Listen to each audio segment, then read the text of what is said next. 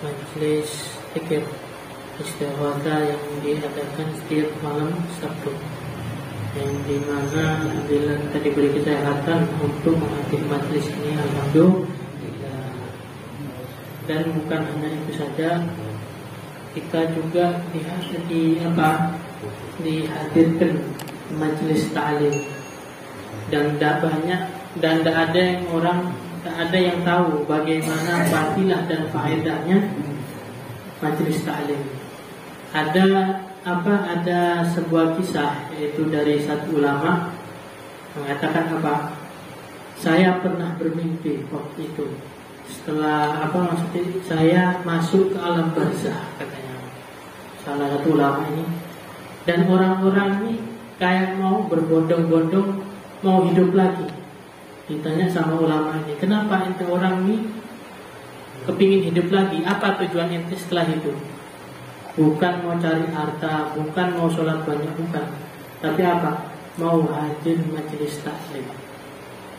Saking katanya ulama ini, kalau katanya Nabi, tidak salah, kalaupun orang tahu bagaimana fadilah dan pahala majelis taklim, maka orang tidak akan mengejar dunia dan akan memenuhi majelis taklim.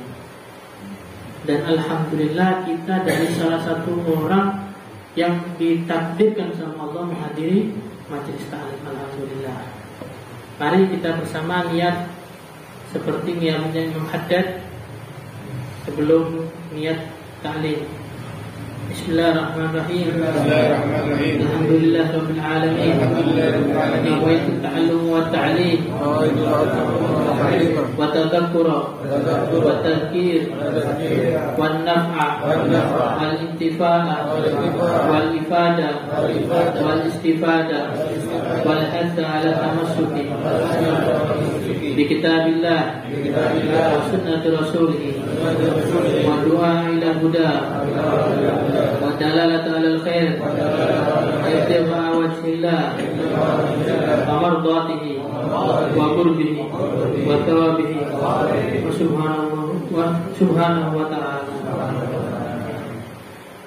Illahumma sahil ala kalimat atas saniful hatta bila mata'athara wa asihla bila syukra wa jadwa fi afiyatin kubra wa asihla kira wa jadidna fi kulli hidin karamatan wa qaddan wa syuhida mata'athara abdiya wa li fayri insan wa rahatan wa rizkan halam istilah.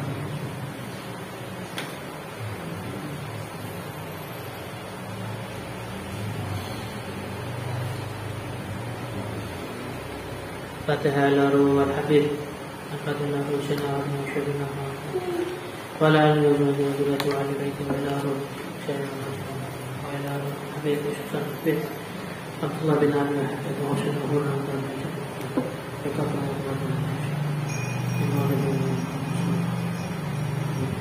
Fatihah.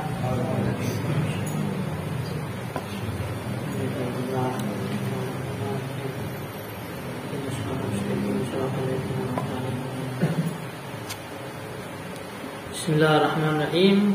Kemarin kita membahas tentang adabnya membaca Al-Quran, bagaimana membaca Al-Quran dan bagaimana Al-Quran itu mulianya dan derajatnya Al-Quran, dan bagaimana orang-orang yang lalai akan membaca Al-Quran. Dan sekarang diteruskan oleh Muhammad wa qala ta'ala fi wasfil khashi'in min ibadihi inda tilawatil kitab innal ladina utul ilma min qablihi yutla 'alaihim yakhruna li atfani sujada yaquluna subhana rabbina in kana wa'du rabbina lamaf'ula fakhra lil atfani yakuna wa yaziduhum khushu'a. Faqala ta'ala Allahu nazzala ahsana hadithi kitaban mutashabbihan mathaniyat taksha'irru minhu juludul ladina yakhshawna rabbahum thumma talinu juluduhum wa qulubuhum ila dzikrillah. Allah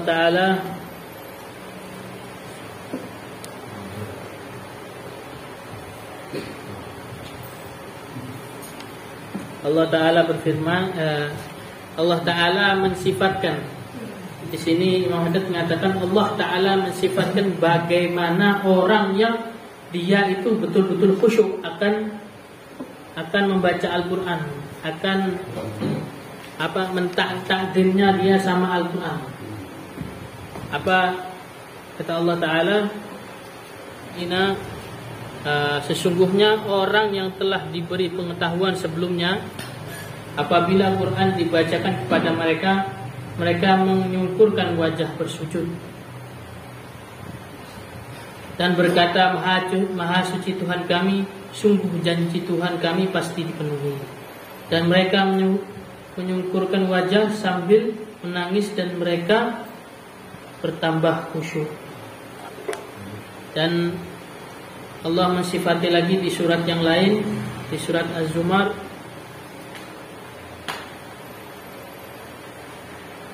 Allah telah menurunkan perkataan yang paling baik, yaitu Al-Quran, dan serupa ayat-ayatnya lagi berulang-ulang. Gemetar karena kulitnya orang-orang yang takut kepada Tuhannya.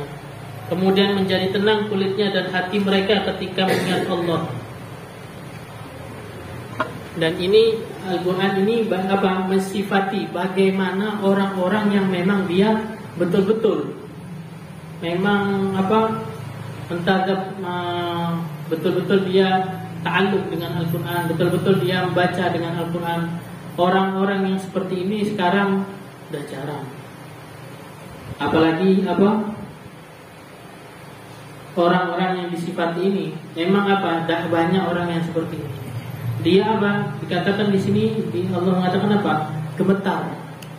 Saking hebatnya dia takut sama Allah. Setelah mendengar kalam Allah, dia tenang.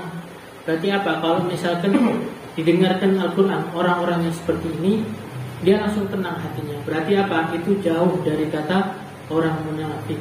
Kalau orang munafik, dia kalau dibacakan apapun itu Al-Quran, mungkin dibacakan ruqyah baru tenang. Orang munafik ini. Kalau dibaca Al-Quran tidak mungkin tenang. Soalnya orang munafik dia tetap sumpah. Dan orang-orang zaman dulu itu kalau misalkan sumpah atau larinya ke Al-Quran. Sumpah atau dunianya sumpah atau baca Al-Quran langsung tenang hatinya. Dan ini orang-orang contoh-contoh orang-orang yang kuat imannya. Dan ada satu ulama itu mengatakan, kalau waktu puasa Ramadan, anak tidak berani baca Al-Quran di siang hari. Sampai kayak gitu. Karena kalau anak baca Al-Quran seperti anak makan madu, lidahnya anak jadi manis, takut batal. Subhanallah. Karena Karena Al-Quran dia sampai manis gitu mulutnya. Jadi beraninya baca malam-malam supaya dia takut batal. Padahal baca Al-Quran, tapi kayak tersirat madu di dalam mulutnya kalau dia baca Al-Quran. Ini tanda Tanda orang-orang yang khusyuk dan ta'zim atas Al-Quran. Fa-ta'zim wal khusyuk wa khasyah wal khusyuk wa khudu' inda tilawatul Quran min awsafil mu'minin as-sadiqin al-'arifina bi jalalillah rabbil alamin wal ghafla wa qaswa wa syahwa wal lahu inda tilawatul Quran min awsafil muridin al-mufallatin alladziina dha'ful imanihim wa dhalla yakinihim wa khallat qulubihim min adha'i ma'rifatillah wa ma'rifati kalamih. Nas'alullah lana wa lakum al-'afiyah min dzalika min jami'il anwa'il bala' wal mahalik. Kata Imam Haddad, maka ta'zim dan takut dan khusyuk dan khudu' itu ketika membaca Al-Quran adalah dari sifat-sifatnya orang mukmin yang shadiq, yang benar-benar dia mukmin. Wal arifin bijarillah, dan dia itu orang-orang yang salah satu orang-orang yang memang tahu betul-betul keagungan Allah Ta'ala. Dia betul-betul kalau orang baca Qurannya seperti ini, hatinya itu langsung takut, langsung dia gemetar hati. Kalau misalkan orang-orang meskipun dia tidak tahu artinya, meskipun tidak tahu arti, kalau memang ada iman kuat di dalam hatinya, bakal nangis baca Quran. Kalau misalkan lagi pas dengar surat Adzab biasanya, kalau lagi surat-surat yang rahmat seperti surat Ar-Rahman atau surat yang lain yang menjelaskan tentang surga, menjelaskan tentang keagungan Allah dan menjelaskan tentang balasan-balasannya Allah, balasan yang baik, maka dia akan tersenyum. Nah ini apa? Tanda-tanda orang yang bermukmin, mukmin yang shadiq, mukmin yang betul-betul mukmin. Tidak perlu wali yang seperti ini, tidak perlu. Orang yang imannya kuat. Kalau orang iman kuat ini jarang. Orang mukmin ini sekarang jarang. Kalau orang muslim banyak. Bahkan yang muslim KTP banyak sekarang. Ngakunya muslim tapi apa? Tidak sholat. Ngakunya muslim tapi apa? Tidak puasa. Ngakunya muslim tapi tidak zakat. Nah ini apa? Namanya muslim-muslim KTP. Muslim tapi tidak mukmin. Dia percaya bahwa apa? Bahwa Allah itu Tuhan, Tuhannya dia. Dan apa? Nabi Muhammad utusan Allah. Dia cuma itu tok di hatinya. Nah itu bagaimana kalau misalkan orang-orang seperti ini? Maka orang-orang seperti ini apa? Susah dia mendapatkan hidayah. Tapi kebanyakan kalau orang yang seperti ini, kalau memang dia niat di dalam hatinya tobat, dia mendengarkan Al-Quran sedikit saja, leleh hatinya, akan nangis. Soalnya apa? Kalau sudah orang seperti ini sudah niat tobat, Allah akan beri kebaikan di hatinya. Nanti tersentuh hatinya akan baca Al-Quran. Dia tidak paham artinya Al-Quran, tidak paham. Cuma apa? Karena dia bacakan Al-Quran itu pada dia dan Allah menghendaki dia kebaikan, maka nangis dia. Dan seiringnya nangis itu akan melelehkan hatinya. Kalau orang-orang yang niat tobat, kebanyakan orang-orang yang tidak tahu akan Al-Quran dan baru belajar Al-Quran, dia akan tersentuh, tidak tahu artinya apa. Orang-orang misalkan biasanya kebanyakan preman-preman gitu. Kalau misalkan memang dia niat tobat, dengar Al-Quran nangis. Tidak jarang kita lihat seperti itu kan. Tidak jarang, banyak. Masa preman itu tahu artinya? Tidak tahu. Karena lantunan ayat Al-Quran dan apa? Kalam-kalam Allah yang indah. Saking indahnya meskipun orang tidak ngerti itu sampai paham bahwa kalam ini indah. Jadi itu orang-orang yang tiba-tiba kebuka hatinya. Makanya orang kalau sering baca Al-Quran, semuanya Allah akan kasih dia apapun kesehatan ataupun hatinya. Kalau misalnya tidak dikasih sehat, hatinya jadi lembut. Dan ulama-ulama mengatakan obat paling, dan Al-Quran sendiri kan, dikatakan di Al-Quran sendiri bahwa obat paling manjur itu adalah Al-Quran. Dan saya pernah baca di kitab, kalau misalkan orang sering baca Al-Quran, matanya jadi bagus, jadi baik. Bukan dalam artian baik itu hilang dari kacamata ya, mungkin ada beberapa yang bisa lepas dari kacamata.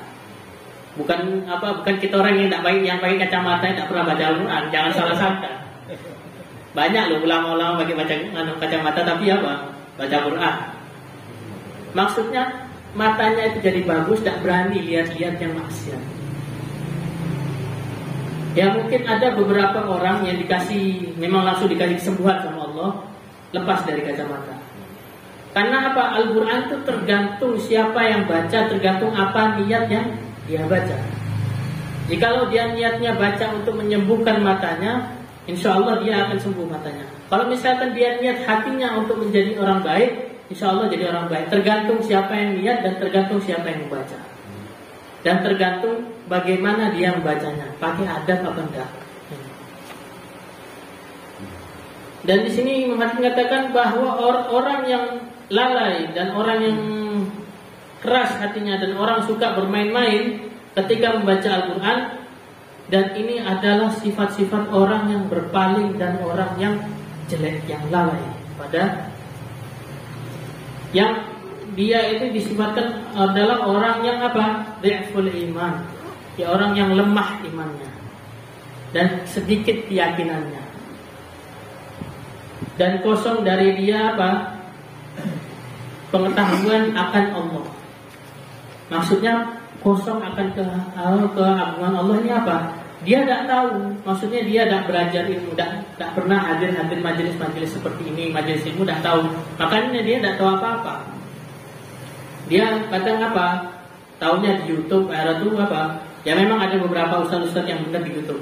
Akhirnya kita tidak tahu tentuannya apa. Oh ini betul, ini tidak boleh kayak gini. Kadang apa? Orang-orang, bukan hanya orang bodoh yang seperti ini, yang tidak tahu Allah ini bukan orang bodoh saja. Orang yang pinter juga kadang tidak tahu sama Allah. Tidak tahu dalam segi apa? Tidak tahu dalam segi rahmatnya, tidak tahu dalam segi apa hakikatnya Allah gimana. Maksudnya hakikat Allah dia tidak tahu. Bahwa yang benar ini, yang menuju Allah ini seperti ini. Tapi dia apa? Berlawanan arah yang ditunjukkan sama syariat, yang ditunjukkan sama ulama-ulama yang ini. Keminter jadi. Pingin cari jalan sendiri sama untuk menuju Allah Ta'ala. Contohnya ya kita tahu sendiri di kalangan masyarakat sendirian. Kalau orang Hadramut nyebutnya Thayyibin, yang banyak jenggotnya tebel-tebel itu, yang panjang-panjang.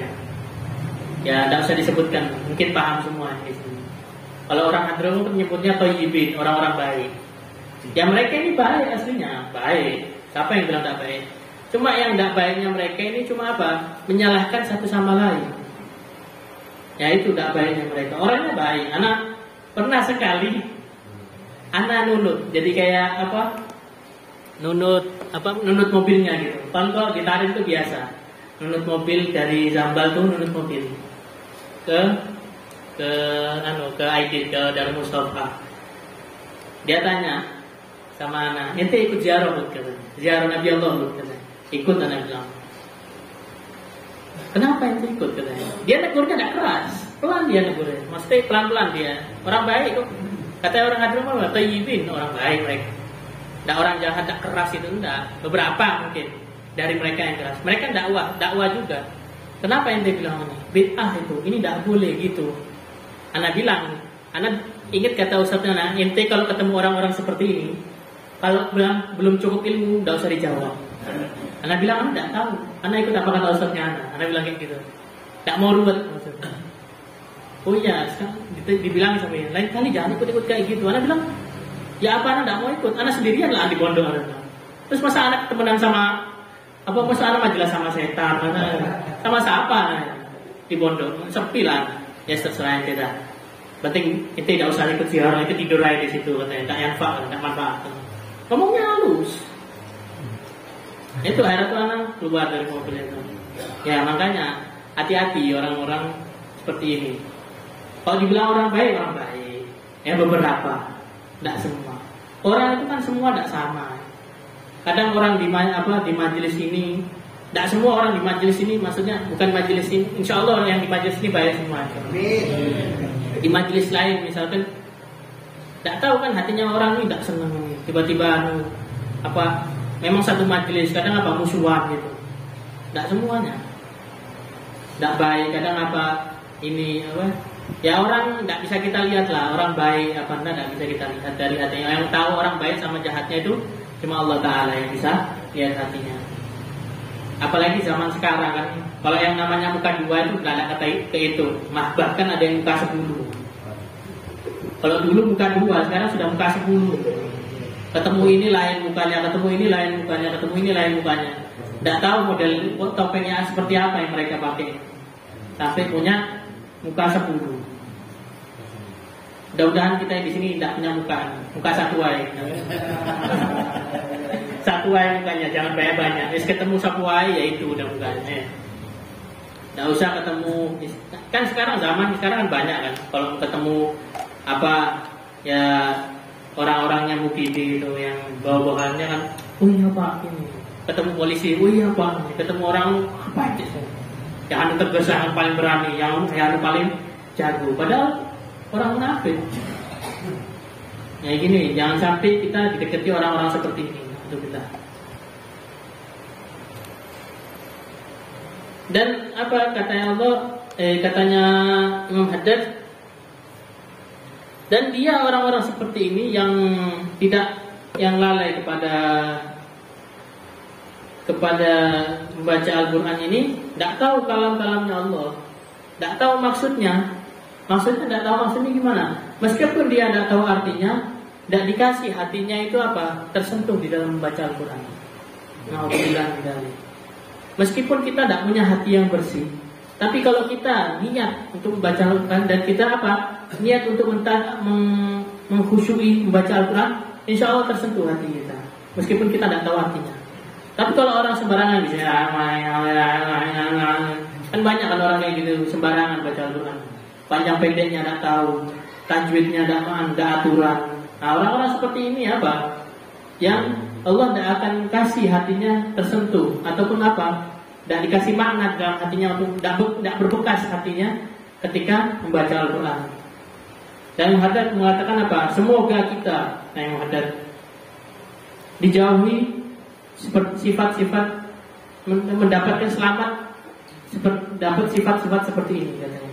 Lana walakum, kita dan kalian mendapat selamat, mendapatkan sifat yang seperti ini. Dan dan mendapatkan macam-macam bala yang menghancurkan kita, diselamatkan. Muhaddats mendoakannya. Famin ahamil adab wa aujabaha ayyakuna fi hali tilawatihi mutadabbiran lamma yaqra'u mutafahhiman.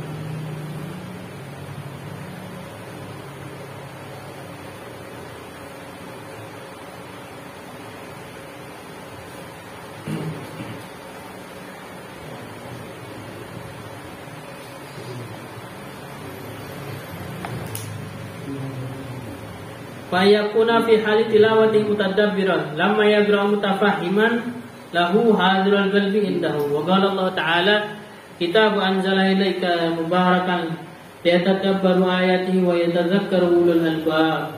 Wa qala Ta'ala fi ma'radil inkar wa tawbih bil aqwam afala yatadabbaruna al-qur'ana am ala qulubihim aqfaluha.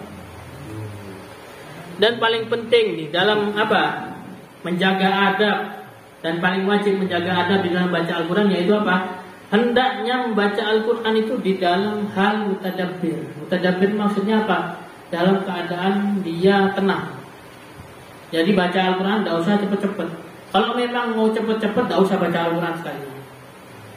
Karena karena orang-orang yang membaca Al-Quran dengan cepet-cepet nih, kayak kayak istilah kata kayak tadi, memang dia tidak sembarang membaca Al-Quran dan tidak akan berbekas di hatinya Al-Quran. Sehingga kita kalau baca pelan-pelan, kita baca pelan-pelan tuh ya jadi sampai baca ini sambil berusaha memahami apa isi di dalam Al-Quran ini.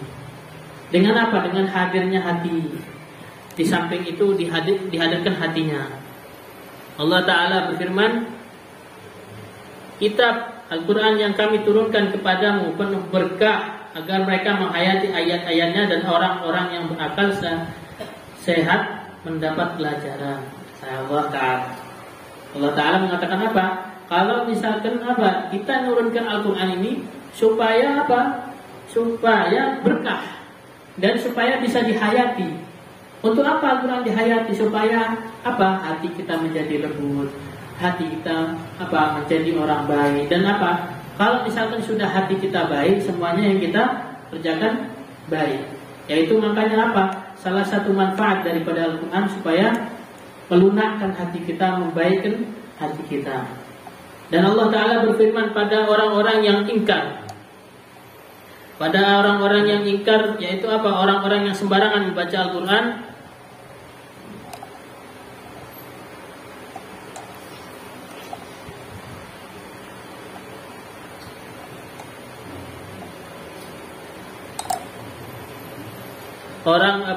Allah Ta'ala mensifati orang-orang yang baca Qur'annya itu sembarangan dan menjelekkan. Maksudnya Allah Ta'ala menjelekkan di dalam ayat ini orang-orang yang dia sembarangan membaca Al-Quran, yaitu afala yatadabbaruna Qur'ana ala qulubihim aqfaluha. Maka tidaklah mereka menghayati Al-Quran atau hati mereka sudah terkunci. Bayangkan. Kalau misalkan orang, di sini Allah mensifati kalau orang dia tidak bisa menghayati Al-Quran, berarti hatinya sudah terkunci. Alhamdulillah. Kalau sudah hati terkunci, sudah tidak mungkin bisa menerima yang namanya kebaikan, tidak bisa yang namanya menjadi orang baik. Itu sudah mustahil bagi dia. Wa qala Ali radhiyallahu an, la khaira fi qira'ati la tadabbura fi. Wa sadaqa radhiyallahu an, fa innal Qur'ana innama unzila liyatadabburu. Wal bitadabbur yufahimul murad minhu. Wa itwasul ila ilmi bihi wa amalu bima fi, wa hadha huwa al-maqsud bi inzali wa bi'tsati Rasulillah sallallahu alaihi wasallam. Sayyidina Ali mengatakan, Sayyidina Ali radhiyallahu an, semoga Allah meridainya, mengatakan apa? Tidak ada kebaikan bagi orang yang membaca Quran tidak mentadabburinya, tidak apa? Menghayatinya. Jadi apa? Orang kalau bacanya ngawur, bacanya cepet-cepetan. Kadang orang ada, banyak orang yang bisa baca cepet Al-Quran, kayak seperti hafidz Quran, orang-orang yang hafal Quran, mereka sudah paham. Jadi apa? Maksudnya orang ini diukur dari mereka bisa memahami dan menghayati. Jadi masalah cepat atau lambatnya mereka membaca Al-Quran tergantung mereka. Kalau cepat dan dia bisa menghayati, tidak apa-apa, tidak masalah. Asal apa? Asal panjang pendek dan tajwidnya benar. Jangan sampai bacanya cepat, awur-awuran itu. Meskipun dia bisa menghayati, itu termasuk apa? Bukan orang yang adab dengan Al-Quran. Meskipun dia bisa menghayatinya, apalagi yang sama sekali tidak bisa menghayatinya, yaitu bahaya orang-orang seperti itu. Apa kata Imam Ali? Tidak ada kebaikan bagi orang yang tidak bisa menghayati Al-Quran. Sudah terkunci kebaikan untuk dia. Dan Imam Ali mengatakan benar ya, yaitu kalam-kalamnya Imam Ali. Perkataan Imam Ali, sesungguhnya membaca Al-Quran itu diturunkan untuk dihayati, kata Imam Ali. Jadi apa? Baca Quran bukan asal-asalan. Allah menurunkan Al-Quran ini diturunkan, dibaca untuk dihayati, kata Imam Ali. Dan dihayati itu untuk dipahami juga, supaya kita tahu maksud yang di dalam Al-Quran. Apa perintah yang di dalam Al-Quran kita tahu. Karena apa? Sumbernya syariat di dalam Al-Quran dan hadis sunnah. Dan menyampaikan di dalam ilmu dan amal. Dan ilmu dan amal, yaitu apa? Kita untuk baca Al-Quran, menghayati dan memfahaminya itu apa? Supaya kita dapat ilmu dalam Al-Quran. Dan apa? Kita bisa mengamalkan ilmu itu di dalam Al-Quran. Dan ini katanya Imam Haddad, maksudnya diturunkan Al-Quran kepada Nabi SAW dan diutusnya Nabi SAW. Apa turunnya Al-Quran dan maksud diturunkannya Nabi, diutusnya Nabi untuk menyebarkan Al-Quran supaya apa? Supaya kita tahu, dapat ilmu dari Al-Quran dan kita tahu maksudnya Al-Quran dan kita mengamalkan apa yang di dalam Al-Quran. Mudah-mudahan yang sedikit ini bisa kita amalkan, bisa kita kerjakan, dan kita lagi keluar di majelis ini bisa baca Al-Quran dan menghayatinya meskipun dikit demi sedikit. Karena apa? Karena membaca Al-Quran ini tidak harus perlu tahu artinya, kita perlu hanya menghayatinya. Insya Allah Allah akan memberi pemahaman kita sendiri. Assalamualaikum warahmatullahi wabarakatuh.